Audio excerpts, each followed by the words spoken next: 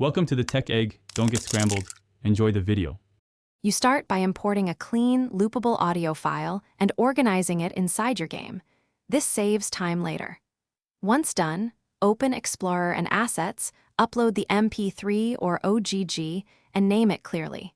Make sure to create a music folder under Workspace or replicated storage so the sound is easy to reference. You're preparing the building blocks now.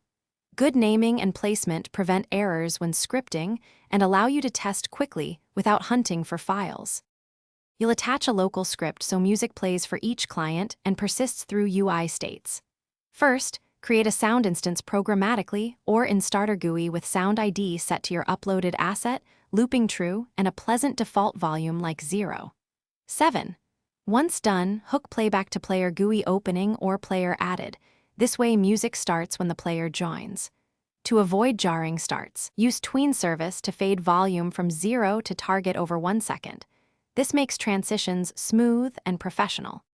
You finish by adding controls and making the music resilient.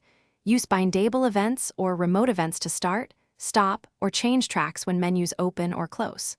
Once done, keep playback state on the local player so switching GUI doesn't restart the audio unless intended.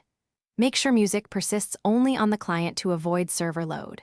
If things go wrong, first verify the asset ID and playback permissions. Then confirm the script is a local script placed in a client-executing container to fix common issues quickly. Thanks for watching. Consider subscribing if I helped unscramble your problems.